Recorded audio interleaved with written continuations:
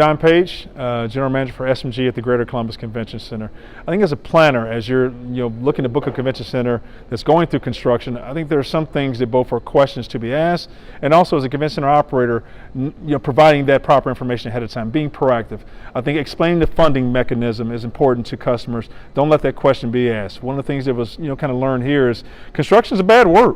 Because experience that planners have had within previous constructions. Maybe the funding has run out. What's the noise factor related to that? Can you stop and start a project? So you want to be proactive with your customers before that question is asked. You want to be able to explain away your funding mechanisms. For us here, the project was completely paid for ahead of time. It wasn't one that we were waiting on additional funding sources to kind of come through from that. It was one that we were able to stop and start if we needed to within a project. We were one that we were able to do some of the work on an overnight shift. If your event's going to end at 5 or 6 o'clock, as opposed to doing it during the day, we would start work at 5 or 6 o'clock period of time. So I think the first one is a question more so how you speak to that to your customer before that question is asked of you.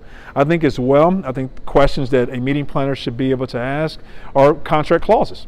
What's in a contract clause, what's permitted that's out there, what are things that can become stronger out there as a reinforcement? Are there penalties if you're not having my area that's complete kind of at the time period that you're noting there? I think those are things that a planner should make sure that are inherent within their contract, because again, if the project has a timeline, there are going to be timelines for spaces to be completed as well.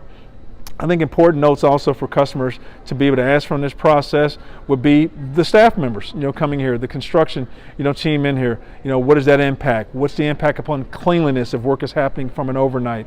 Being able to get those things structured away. What's the expectation? I think the management of expectations is key. Noise is one aspect of that, but from a noise factor, is it different if you're in a ballroom space for an exhibit hall space? Is it different are there things happening in your concourse space, which is a public thoroughfare?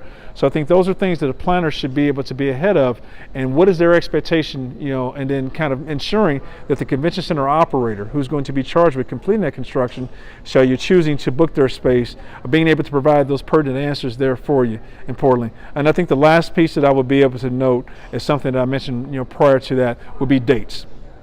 You're looking to book me at these dates. These are the dates that we talked about doing.